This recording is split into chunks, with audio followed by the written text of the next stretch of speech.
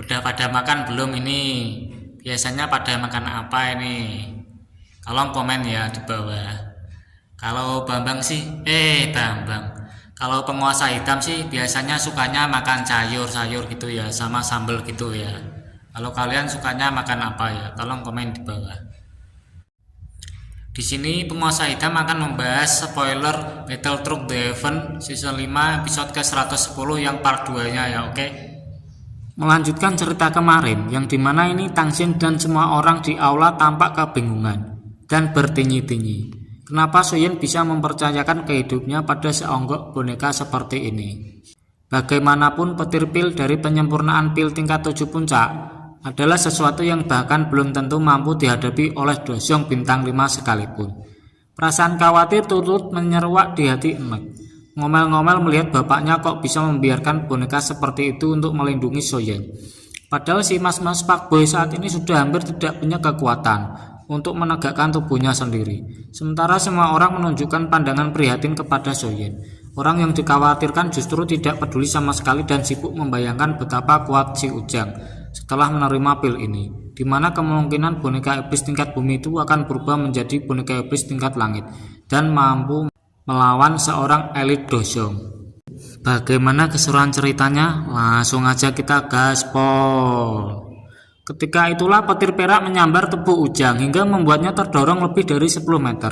Tangxin sudah hampir saja turun tangan dan melindungi Soyen ketika melihat tubuh Ujang bergoncang.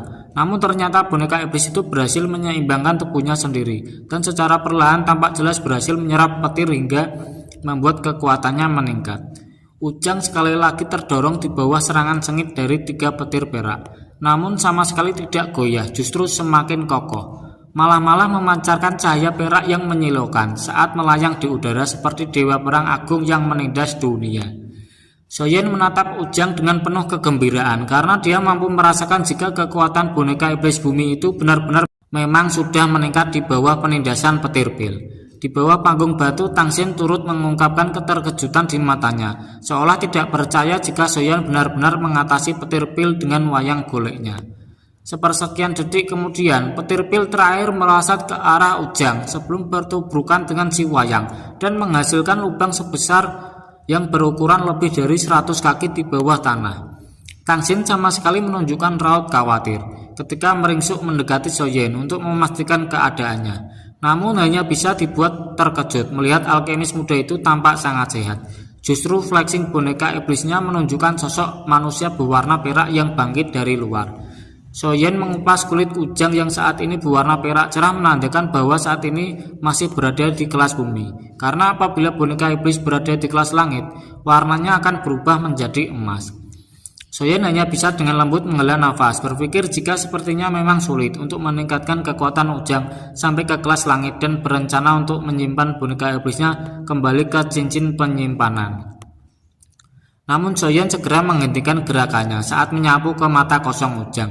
Melihat samar-samar ada warna emas gelap di sana hingga membuat Soyen diliputi kegembiraan. Meskipun belum sepenuhnya berubah menjadi boneka iblis langit, Soyen yakin jika membiarkan Ujang menyerap beberapa petir pil lagi di masa depan, maka dia akan bisa melihat boneka iblisnya memancarkan warna emas cerah. Baru kemudian Soyen mengalihkan pandangannya kepada Tangxin dan membukanya. Tangxin membuka tutup kuali obat hingga langsung memperlihatkan sebutir pil obat berwarna hijau merah yang terus memancarkan aura luar biasa. Tangxin hanya bisa membelalakan matanya melihat pil obat yang berusaha melarikan diri setelah kuali dibuka. Mengulurkan tangannya untuk meraih pil itu setelah mendapatkan kode dari Soyen. Mengejar pil obat seperti ini jelas bukan masalah besar bagi seorang Eldoshun sepertinya. Akhirnya Tangxin pun bisa mendapatkan pil tingkat 7 yang begitu dia damba-dambakan sebelumnya. Menyebabkan Tangxin menghela nafas lega saat dia memegang botol giok di tangannya, seolah-olah telah melepaskan beban berat sebelum membungkuk dalam-dalam di hadapan Soyen dan berterima kasih atas bantuan alkemis muda tersebut dalam menyempurnakan pil body satwa api. Soyen menggelengkan kepalanya sambil tersenyum kecil kepada Tangxin sebelum kemudian kelelahan yang luar biasa dahsyat membuat pandangan Soyen menjadi kabur. Akhirnya terjatuh lemas di atas punggung batu karena kehilangan kesadaran. Soyen tidak tahu apa yang terjadi ketika pingsan. Kesadarannya secara perlahan mulai kembali dan disambut oleh suara akrab Abah Tianhuo di kepalanya. Kondisi Tianhuo tampak jauh lebih baik setelah mendapatkan beberapa manfaat dari kolam darah jiwa surga. Namun tetap belum mampu memulihkan kekuatannya karena Doshun harus menemukan tubuh yang cocok. Soyeon tersenyum kecil mendengar perkataannya dan berjanji untuk segera menyelesaikan masalah pemurnian tubuh untuk si elit Doshun, karena seharusnya tidak sulit bagi mereka menemukan tubuh yang cocok. Berhubung di dataran tengah yang luas ini pasti menyimpan lebih banyak ahli tingkat tinggi, seharusnya Soyeon mampu menyempurnakan pil sekring tubuh tulang jiwa untuk membantu Tianhuo memulihkan tubuh fisiknya. Namun dengan kemampuannya yang sekarang, jelas sekali Soyeon tidak bisa memulihkan pil tingkat 7 puncak itu sendirian. Dan akhirnya berusaha mencari pil obat lain dengan efek serupa yang lebih rendah tingkatannya. Akhirnya Soyeon mengorek-ngorek catatan Abah Yolo dan menemukan jika ada pil tingkat 7 menengah, yaitu pil jiwa kehidupan Yin Yang, yang memiliki efek serupa dengan pil sekring tubuh tulang jiwa. Baru setelah berbincang-bincang kecil dengan Tianhuo, Soyeon pun keluar dari dalam kamar dan langsung disambut dengan sosok kecantikan Tang Huo'er yang duduk di pinggir taman. Huo'er memiliki kecantikan yang luar biasa, hanya bisa didambakan oleh banyak pemuda di wilayah tengah. Namun burung si Oyen ini sudah memiliki banyak pengalaman sama yang indah-indah. Tuan muda ketiga keluarga So itu hanya menyuguhkan senyuman tipis ketika melihat Huo'er membungkukkan tubuhnya ke hadapan Soyeon. Tuan putri lebah api berkobar itu buru-buru melambaikan tangannya meminta Soyeon tidak bersikap formal dan memperlakukan dirinya seperti teman seperantaran saja. Selanjutnya Huo'er mengantarkan Soyeon untuk menemui bapaknya sambil bertinyi-tinyi. Kenapa pemuda itu begitu tertarik dengan perubahan 3 api misterius milik lembah mereka? Huo'er tidak banyak komentar ketika mendengar jika Soyeon hanya merasa cocok dengan metode pelatihan teknik rahasia mereka itu. Namun juga mengingatkan bahwa mendapatkannya bukanlah hal yang mudah, karena menurut aturan lembah, teknik rahasia itu tidak bisa diajarkan kepada orang luar. Meskipun begitu, Huo'er juga menenangkan Soyeon karena pasti Tangsen akan membantu. Berhubung bapaknya itu sudah berjanji untuk memberi si Mas Pakboy kesempatan. Singkat cerita, Huo'er dan Soyeon telah sampai di sebuah aula besar dan disambut oleh jajaran pemimpin lembah api berkobar, termasuk Tangsen dan 2 orang tua berambut putih yang menggapitnya. Begitu Soyeon memperkenalkan dirinya, seseorang tetua lembah yang bernama Wusen tanpa babi bu langsung menanyakan apakah Soyeon dapat mengubah permintaannya atas perubahan 3 api misterius. Karena teknik itu merupakan teknik rahasia yang tidak boleh diberikan untuk orang luar. Soyeon hanya bisa tertawa dingin dalam hatinya karena dia pun tahu bukan hal mudah untuk mendapatkan teknik rahasia semacam itu. Apalagi mereka semua tahu jika Soyeon telah melakukan penyamaran selama berada di lembah api berkobar, dan hal itu semakin membuat para tetua tidak berkenan untuk memberikan teknik rahasia kepada orang lain yang tidak diketahui identitasnya. Wajah Tangsen tenggelam saat melihat Wusen dan tetua kedua bersikap begitu keras, meminta tetua-tetua lembah itu untuk tidak mempermalukan dia di hadapan Soyeon. Soyeon tersenyum kecil mendengar pernyataan para tetua dan akhirnya menghapuskan penyamarannya sendiri, membuat semua orang di aula memahami bahwa sebenarnya Yenso merupakan orang yang sama dengan sosok pemuda yang telah mengobrak-abrik pavilion petir angin beberapa waktu yang lalu. Penatua kedua yang kita sebut saja ini Asep ya, ini berusaha mengonfrontasi Soyeon dan mengingatkan bahwa pemuda itu mengalami masalah dengan pavilion petir angin karena memiliki gerakan 3000 petir. Sekarang pemuda itu ingin mendapatkan perubahan 3 api misterius milik lembah api mereka. Hal itu membuatnya bertanya-tanya, apakah pemuda ini memang senang mencuri teknik rahasia orang lain? Ekspresi Soyeon yang tenang saat dia menjawab bahwa dia tidak mencuri gerakan 3000 petir dan mendapatkannya secara ilegal di sebuah pelelangan. Adapun perubahan 3 api misterius ingin dia pelajari karena memiliki api surgawi dan bukan karena ada hal lain atau apa. Si Asep menilainya sebagai seorang pencuri atau bukan. Kata-kata Soyeon yang terus terang membuat wajah Asep menggelap dan memperingatkan Soyeon untuk tidak bersikap arogan di lembah api berkobar.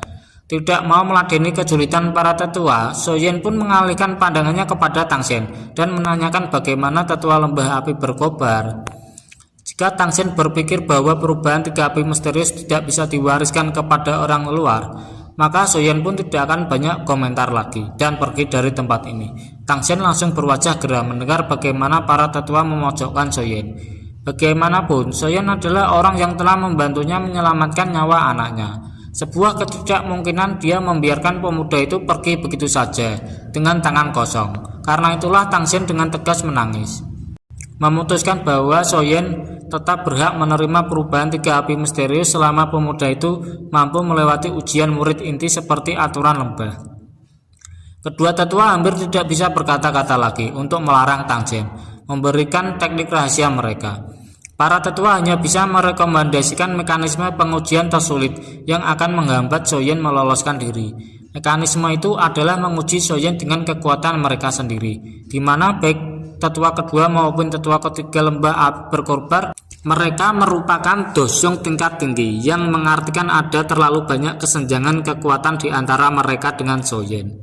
Karena itulah Tangsen menyarankan agar Tang Huo'er selaku generasi muda paling jenius di lembah yang berperan sebagai penguji untuk Soyen. Namun saran itu pun tampaknya ditolak mentah-mentah oleh para tetua, hingga akhirnya si Asep pun menawarkan Wusen untuk menguji Soyen, di mana apabila Soyen mampu menahan 10 pertukaran di tangannya, maka pemuda anta beranta itu akan dianggap berhasil melewati pengujian. Ekspresi Tangsen tenggelam dan Huo'er sudah hampir ngomel-ngomel kepada dua tetua yang terus mengemukakan hal tidak masuk akal. Ketika Soyen membuka mulutnya dan menyatakan siap untuk menerima pengujian dari Wusen, Tangsen mengerutkan wajahnya ketika khawatir karena Wusen adalah dosyong tingkat 8 puncak yang bahkan lebih kuat daripada kepala pavilion petir angin utara Fetian. Melihat keyakinan Soyen, Tangsen pun tidak bisa banyak bicara dan hanya bisa menghela nafas sebelum mengumumkan bahwa pengujian Soyen untuk mendapatkan teknik perubahan 3 api misterius akan segera dimulai. Akhirnya nih, Soyen udah makin dekat sama perubahan 3 api misterius. Bisakah Soyen melewati pengujian Wusen untuk bertukar 10 pukulan dan menerima teknik rahasianya? Kalau menurut saya pribadi ini ya, sekarang kan Soyen udah berada di tahap awal tingkat dosyong ya.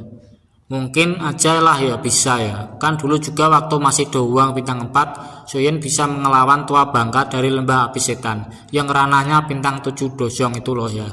Masih ingat kan? Bagaimana cerita selanjutnya? Tonton terus hanya di channel Penguasa Hitam. Bye.